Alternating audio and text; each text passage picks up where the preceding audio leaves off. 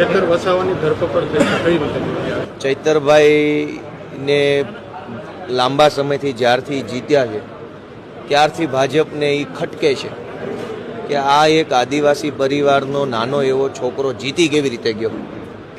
ભાજપને અમે જીતીએ એ ખટકે છે. હું વિસાવદર જીત્યો તો વધુ તકલીફ પડી, તો એ તકલીફમાં આવી અમને રોકવા માટે અમારે પાર્ટીના નેતાઓને હેરાન કરવા માટે અનેક પ્રકારની ખોટી કાર્યવાહી કરી રહેલ છે. ચૈતરભાઈની સાથે આમ આદમી પાર્ટી છે, એમની ઉપર જે અત્યાચાર થઈ રહ્યો છે એમાં પૂરી તાકાતથી પાર્ટી અમને સપોર્ટ કરશે અને લડશે.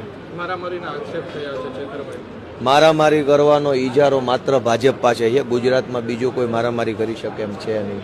માત્ર ભાજપવાળા જ મારામારી કરે છે. 2027નો એક્શન પ્લાન શું હશે? બસ જનસંપર્ક, લોકોને મળીએ, લોકોને અમારી વાત કહીએ, લોકોની વાત સાંભળીએ, એવી રીતે લોકો સાથે અમારો લાગણીભર્યો વ્યવહાર ઊભો કરી અને લોકોને અપીલ કરીએ કે એક તક અમને આપે. એ અમારી રણનીતિ. લલિત વસોયાએ 10 કરોડનો દાવો કર્યો છે માનહાનિ. તમે દાવો કર્યો લલિત વસોયાએ દાવો કર્યો હા 10 કરોડ. ભલે કાંઈ વાંધો નહીં, હજુ મને કાંઈ મળ્યું નથી. મને કોઈ એટલે ટીવીમાં આપ્યો છે અને મને થોડું આપ્યો છે. મારા ઘરે કંઈ આવ્યું નથી હજુ તો.